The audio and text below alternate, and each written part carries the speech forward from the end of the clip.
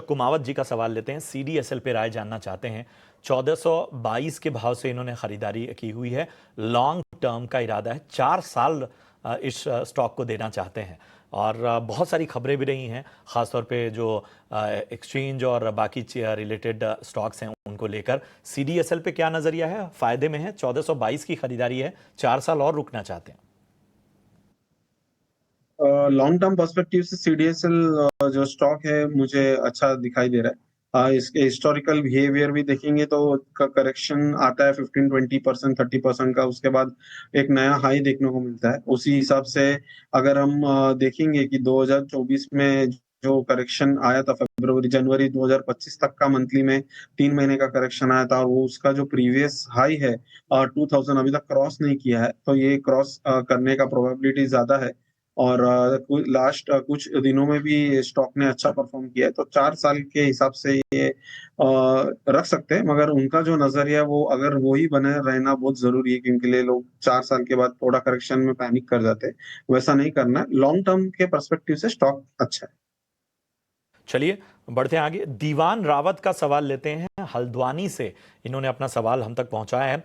Bharat electronics limited पर राय जानना चाहते हैं। 6 महीने का इनका नजरिया है। BEL 302 की इनकी बाइंग है, बताइए क्या करना चाहिए। 6 महीने का अगर ये नजरिया पूछते तो उनको पहले 302 का पाएंगे, तो मुझे लगता है कि 40-50% पार्शियल बुकिंग करना जरूरी है।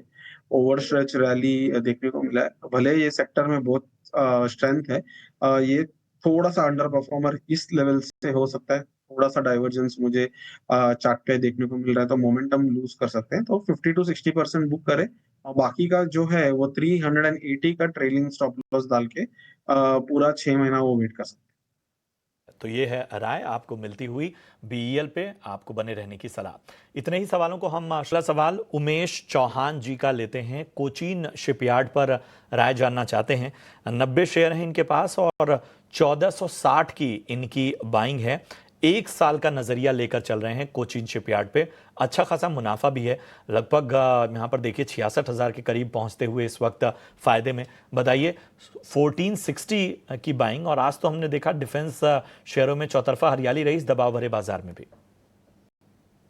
टेक्निकल जो पैटर्न है, इनको 1 साल का व्यू, इसलिए हम मंथली एंड वीकली पे ज्यादा फोकस करेंगे। उस हिसाब से चार्ट में कुछ टेक्निकली मुझे नहीं लग रहा है कि एग्जिट करना चाहिए, होल्ड करके रख सकते हैं। वापस जो प्रीवियस हाई है 2950 के आसपास ये स्टॉक आ सकता है।